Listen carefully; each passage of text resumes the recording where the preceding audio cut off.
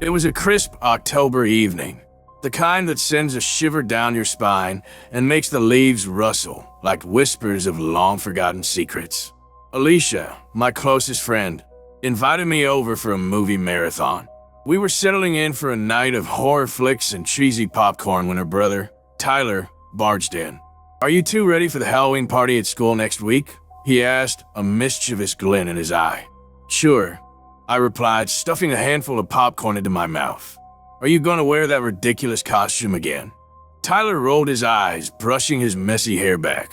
"You mean my pumpkin costume? It's iconic. You just wait." We laughed, but deep down, I could feel a sense of unease creeping in. The town's stories of spooky encounters always seemed to hover like a thick fog, especially around Halloween. They said the woods were alive with things best left undisturbed. Just then, Alicia's phone buzzed. She frowned as she read a message. "Guys, listen to this." She read aloud. "A strange figure has been seen wandering the woods near Parland. Stay away after dark." Sounds like a classic urban legend. I chuckled. Probably just some kids trying to scare others. Alicia didn't laugh. "It's not funny, Logan. People say it looks like a tall, thin man with a pale appearance. They call it scallop. Sounds ridiculous." I scoffed, trying to shake off the chill that crept up my spine. But as the night wore on, I couldn't shake the feeling of being watched. We lost ourselves in the movies, but every creak of the floorboards, every rustle of the wind outside made my heart race. "Do you guys want to go check out the woods tomorrow?" Alicia asked suddenly, her eyes sparkling with mischief. "Are you serious?" I exclaimed. "That's just asking for trouble." Tyler grinned. "I'm in. What's the worst that could happen? We'll just laugh it off." After some back-and-forth banter, we decided to head into the woods the following afternoon, armed with nothing but flashlights, a sense of adventure, and an unspoken dread.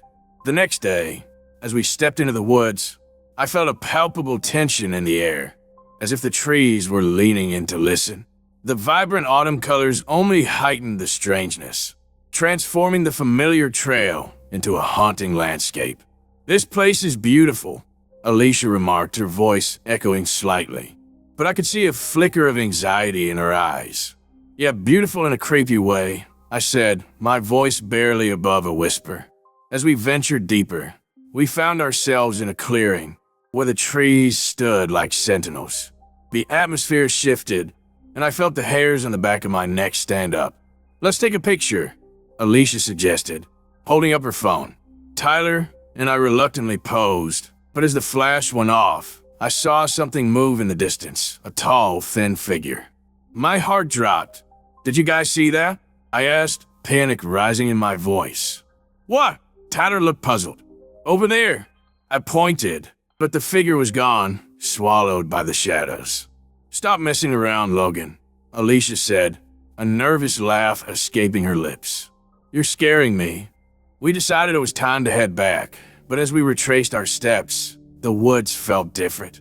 The whispers intensified, and every crack of a branch made us jump. Suddenly, Tyler stopped. "Did you hear that?" A low, eerie scream echoed through the trees, causing our blood to run cold. "Rot!" I shouted, and we sprinted back, adrenaline pumping through our veins. We burst out of the woods, gasping for breath. The sunlight felt warm against our skin, a stark contrast to the chilling experience we just endured. "Did we really just see a ghost?" Alicia panted, trying to catch her breath. "More like a prate," I replied, though I wasn't convinced myself. As we reached the safety of Alicia's house, we collapsed on the couch. Laughter mingled with nerves. "That was insane," Tyler said, his voice shaky. "We should have known better. Next time, I'm not going into those woods," Alicia added, her eyes wide with fear. But even as we laughed it off, I couldn't shake the feeling that we had brushed against something real. That night, as I lay in bed, the stream's call echoed in my mind, blending with the rustling leaves outside my window. The following days passed, but the experience lingered like a ghost in the back of my mind. Alicia and Tyler acted like it was nothing, but I found a pull to return to the woods, to confront a mystery that had scared us. One evening, I decided to go back alone, armed with my camera and a determination to uncover the truth. As I stepped into the woods, the air sickened, and the familiar whispers surrounded me, more pronounced than ever. "Come find me," they seemed to call. I pushed deeper into the forest, my heart pounding in rhythm with my steps. The world around me faded, leaving only the sounds of nature and the occasional crack of twigs underfoot. And then I saw it again, a glimpse of the figure, tall and haunting. My breath hitched in my throat, and I instinctively raised my camera, snapping a picture. "Who are you?" I called out, my voice echoing against the trees. The figure turned, and I felt a chill wash over me. "Help me," it whispered, a sound that felt like a plea wrapped in despair. My heart raced, torn between fear and compassion. "What do you need?"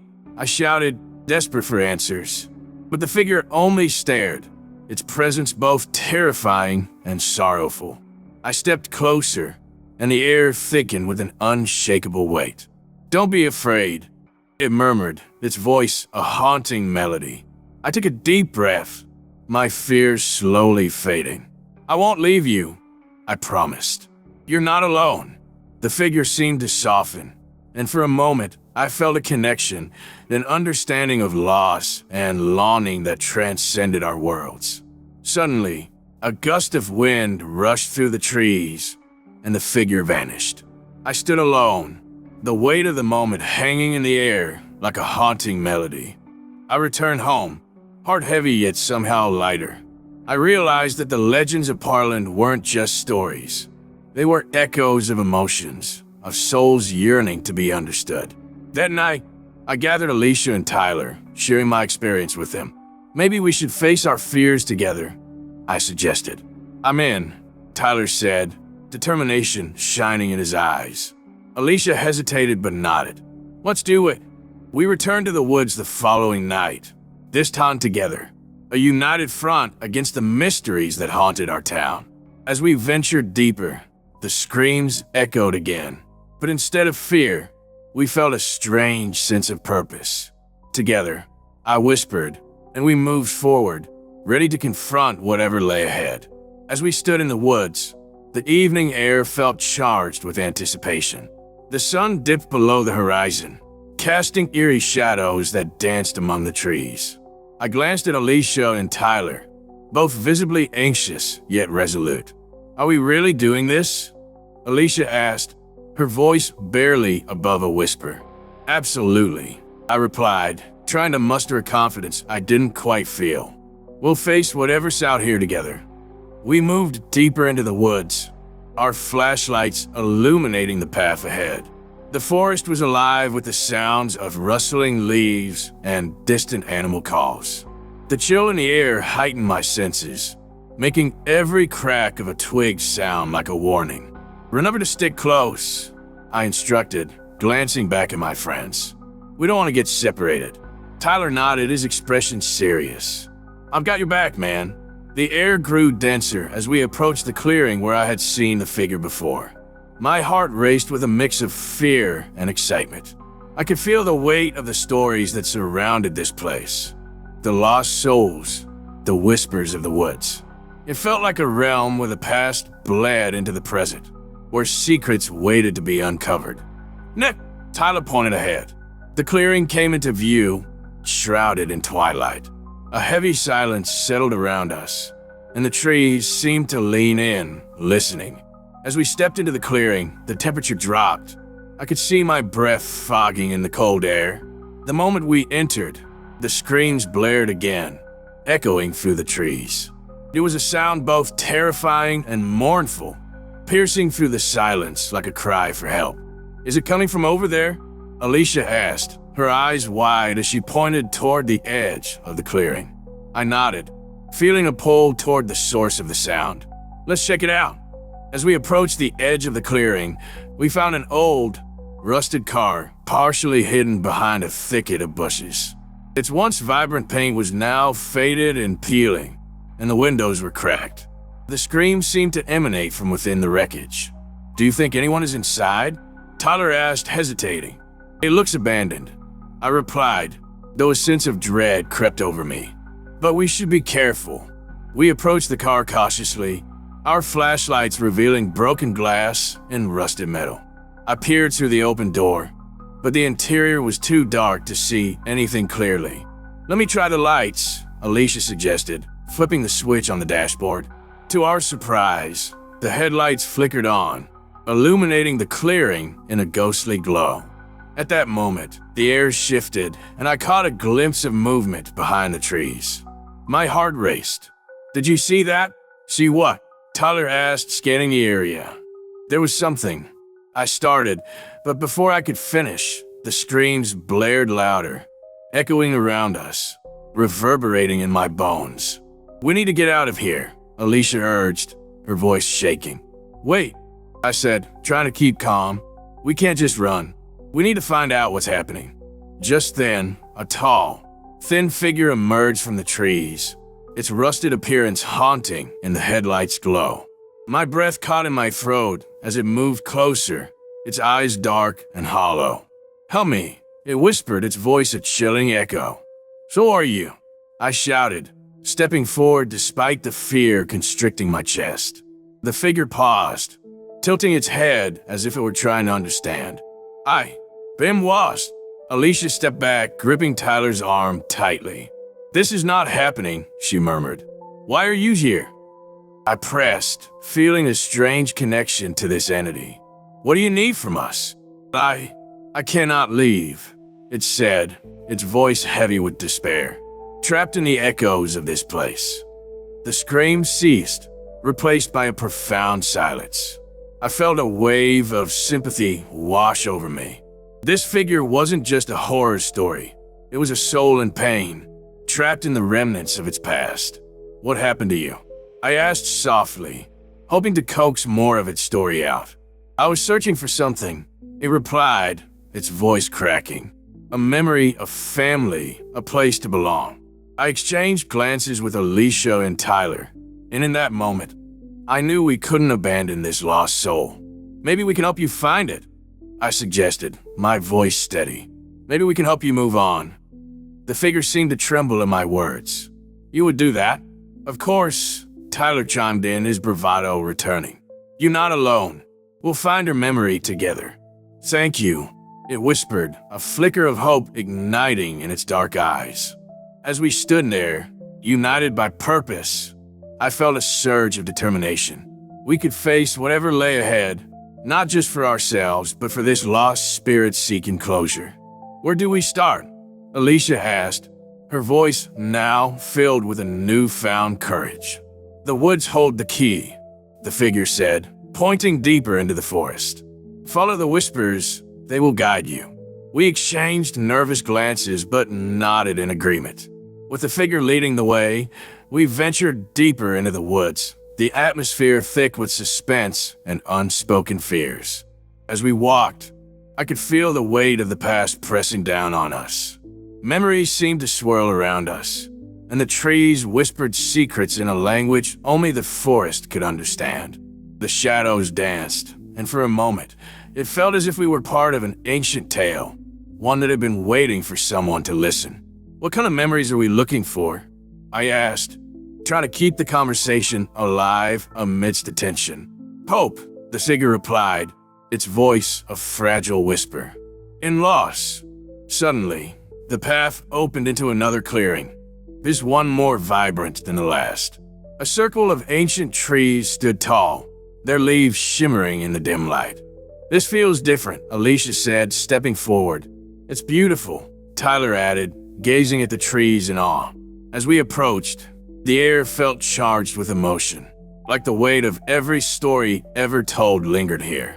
I glanced at the figure, who seemed to shimmer in the light, the sadness in its eyes deepening. "Here," it said, pointing to a gnarled tree at the center of the clearing. "This is where it happened." "What happened?" I asked, my curiosity piqued. "Long ago, I lost everything," it whispered, its voice trembling.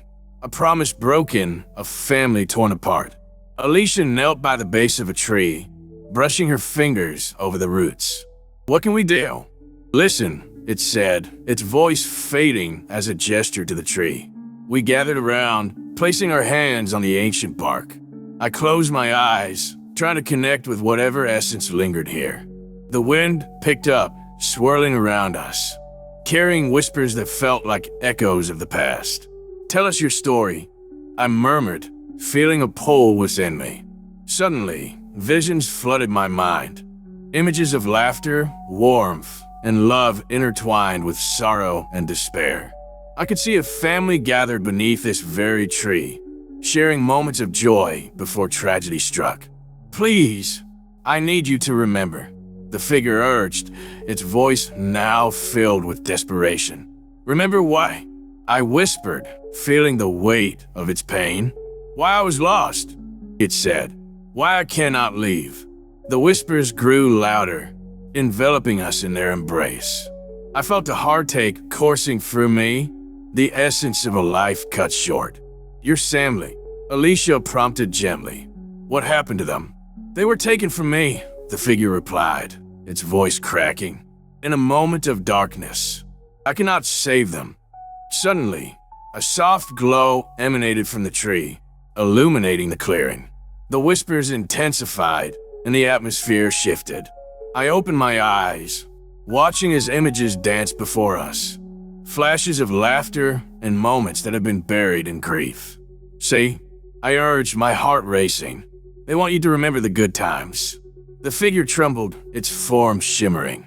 "I can seal them," it whispered, the pain in its voice subsiding. "Hold on to that ceiling," I encouraged. "Let it guide you."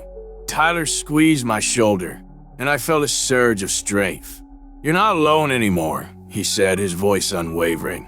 With every heartbeat, the glow intensified, and the forest seemed to come alive. The trees rustled in response, embracing the memories that unfolded. Suddenly, the figure began to dissolve into the light, its sorrow transforming into something more profound. "Thank you," it said, its voice filled with gratitude. "You've given me a chance to remember, to let go." As it faded, I felt a wave of warmth wash over me, a connection that transcended fear and darkness. The whispers in the air softened, becoming a soothing melody.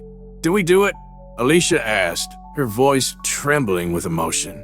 "I think so," I replied, watching the last remnants of the figure blend into the light.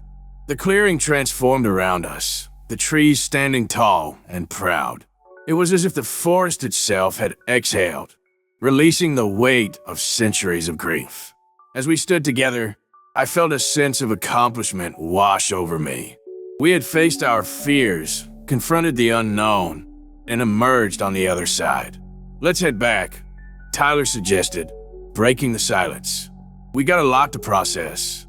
We nodded, slowly making our way back through the woods, the atmosphere lighter than before. The darkness that had loomed over us felt like a distant memory, replaced by the warmth of hope.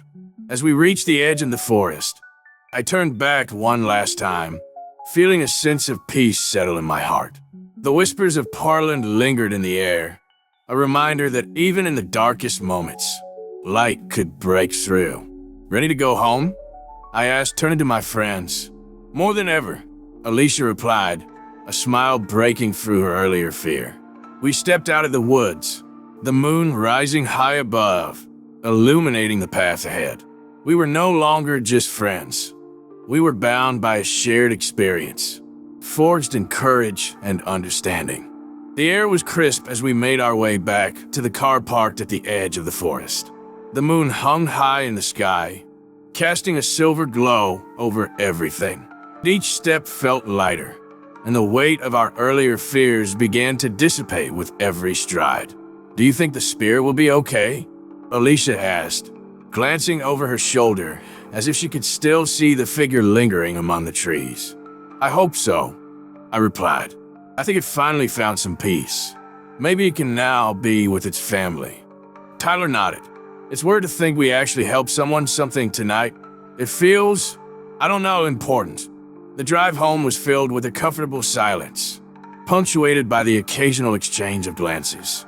Each of us seemed lost in our thoughts, reflecting on what had transpired. I stole a glance at Alicia, her expression thoughtful, the weight of the experience settling in. "Can you believe what we just did?" She finally broke the silence, her voice a mixture of disbelief and excitement. "I can," I said, feeling my confidence swell. It was scary, but it was also incredible. We faced something that most people wouldn't even dare to. Tyler turned on the radio, and the soft melodies filled the car, washing over us like a warm blanket. As the music played, I felt a sense of camaraderie grow among us, a bond forged through shared fear and courage. "I think we should go back," Tyler said suddenly, surprising us both. "What?" Alicia asked, her eyebrows raised in disbelief. "Are you serious?" "Yeah," Tyler insisted, his eyes shining with enthusiasm. "Not now, but maybe in a few days. I mean, we've got unfinished business with Parland. There's got to be more to explore." "Like what?" I asked, intrigued by his idea. "I don't know," he shrugged, "but there's history there. We barely scratched the surface. I feel like there are more stories waiting to be told." Alicia crossed her arms, deep in thought. "You might be right. I mean, we've only seen one side of it. What if there are other spirits, other stories?" "Exactly," Tyler exclaimed. "What if we could help more lost souls?" I considered his words, my excitement building. That could be our scene. Exploring haunted places, helping spirits find peace. We could even document it. Make a project out of it. Like a YouTube channel? Alicia's eyes sparkled with mischief. "Or a podcast," I added, the ideas flowing freely. "We could interview people, share our experiences. Make it a whole series." Alicia laughed. "Okay, but only if I can do the editing. I'm not letting you two be the faces of our ghost hunting enterprise." "Deal," Tyler and I chimed in unison, both grinning. As we drove on, the idea of future adventures filled me with warmth.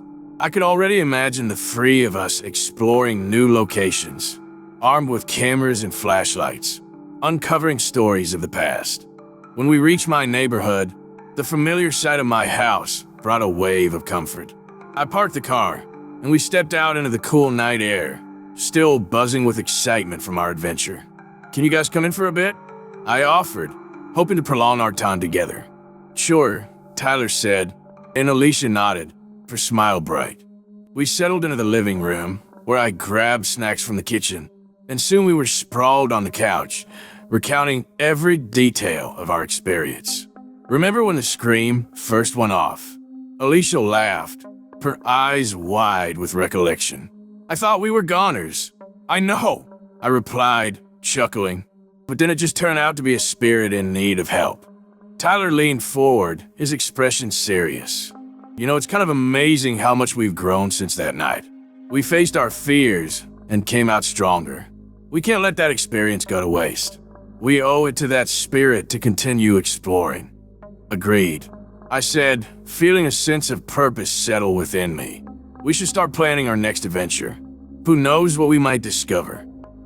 As we sat there, our laughter and chatter filled the room, creating an atmosphere of warmth and camaraderie. The spirit of Parland lingered in the air, a reminder of our shared experience and the lives we touched. In the days that followed, our planning sessions became frequent. We researched local legends, scoured the internet for haunted sites, and even consulted books on ghost stories and folklore. The excitement of our new project fueled our connection, and the more we explored, the closer we became.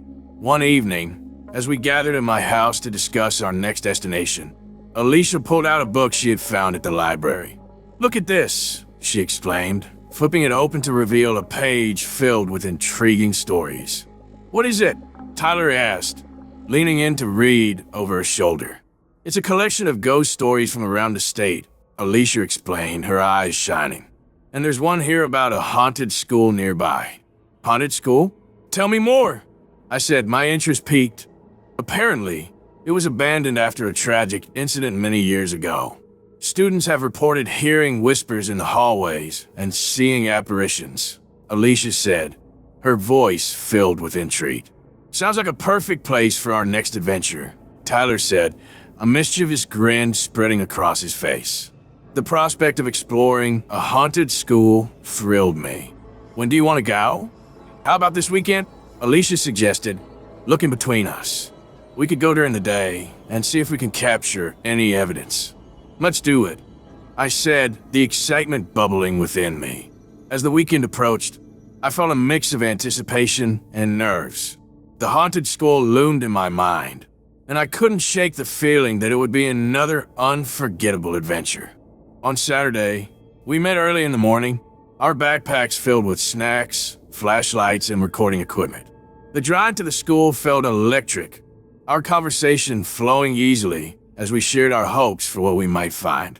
When we arrived, the old building stood before us, its windows cracked and covered in grime. Vines crept up the sides, nature reclaiming what had once been a place of learning. "Wow, this place is creepy," Alicia said, shivering slightly as we approached the entrance. "It's perfect," Tyler replied, excitement shining in his eyes. "Let's do this." We pushed open the heavy door, which creaked ominously as we stepped inside. The air was thick with dust, and the remnants of forgotten classrooms filled the space. Desks lay overturned, and faded posters clung to the walls, a testament to the lives that once thrived here. As we moved through the halls, the atmosphere shifted. It was as if the building itself was watching us, holding its breath in anticipation. "Do you feel that?" I whispered, glancing at my friends. "Yeah," Alicia replied, her voice barely audible. "It's heavy." We made our way to what appeared to be the main hallway, lined with lockers that had long since lost their shine. The flickering fluorescent lights overhead added to the eerie ambience. "Let's set up our cameras here," I suggested, feeling a rush of adrenaline. As we positioned our equipment, a strange sound echoed through the hallway, soft, indistinct whispers that seemed to swirl around us. "Did you hear that?" Tyler's eyes widened, excitement mixing with fear. "Yeah," I breathed, my heart racing. "Let's capture it." We switched on the cameras and began to explore further. Each classroom we entered held a different energy. Some felt heavy with sadness, while others resonated with echoes of laughter that once filled the air. "This is incredible," Alicia said, her voice filled with awe. "It's like we're stepping back in time." As we wandered from room to room, I felt a growing connection to the place. The whispers grew louder, wrapping around us like a shroud, inviting us to uncover the stories hidden within the walls. In one classroom, we discovered a chalkboard filled with half-finished lessons, the faint outlines of words still visible. I ran my fingers over the surface, imagining the students who had sat here, learning and growing. "What do you think happened here?" I pondered aloud, glancing at my friends. "Something tragic for sure," Tyler said, a somber expression crossing his face. "You can feel it in the air." Suddenly, the whispers crescendoed, and a cold breeze swept through the room, sending a shiver down my spine. "Guys," I whispered, "I think we're not alone."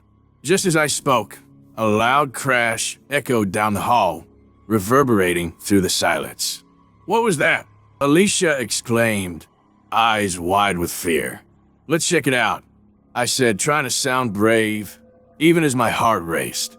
We moved cautiously toward the sound, our flashlights flickering in the darkness. The hallway stretched before us, filled with shadows that seemed to dance along the walls. As we reached the end of the hall, we found an open door leading to the school's gymnasium. Inside, the lights flickered erratically, casting eerie shadows across the floor.